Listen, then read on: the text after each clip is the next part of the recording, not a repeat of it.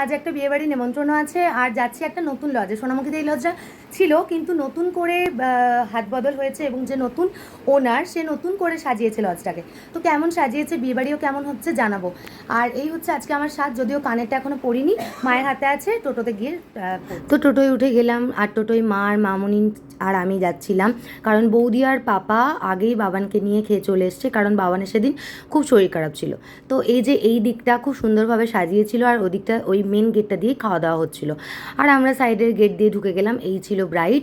আর তারপর মা আর মামনি কিন্তু তার পকোড়া তারপর কোল্ড ড্রিঙ্কস খেতে শুরু করে দিয়েছিল। আর ওই যে ছিল জেঠুরই ছোটো মেয়ের বিয়ে। আর আমি একটুখানি নিজেকেও একটু দেখিয়ে দিলাম, তারপর সবার সঙ্গে দেখা হচ্ছিলো। আর তারপর বেশি দেরি না করে চলে গেলাম আমরা খাওয়া দাওয়ার জায়গাটা। মেনলি গোটা লজটার এইটুকু জায়গায় শুধু নতুন করে করা হয়েছে। জায়গাটা খুব সুন্দর খোলামেলা। আর সেখানেই স্বাগতার সঙ্গে দেখা হয়ে গেল, ওরা খেতে বসেছিল, ওরা উঠলো আর ওদের জায়গাতেই কিন্তু আমরা বসে পড়েছিলাম, কারণ সেই সময়টা বেশি ভিড় ছিল। আর এই যে দেখো বড়দার যে জলের ব্যবসা করছে, তো এই জলটা ওটারই, তো তাই জন্য বড়দার জলেরও একটু অ্যাড দিয়ে দিলাম। আর আমরা যা যা খাচ্ছিলাম সেটাও তোমাদেরকে একটু শেয়ার করে দিয়েছিলাম। আর হাত ধুয়েই দেখতে পেলাম এই রসগোল্লাটাকে। এটা ছিল দেবজ্যোতিদার ছেলে, মানে যার বিয়ে হচ্ছিল তার দাদার ছেলে। কি গল্প হচ্ছে।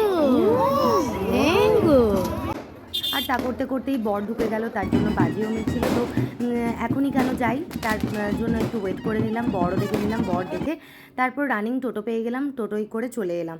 কেমন লাগলো আমার মিনি ব্লগ জানিও।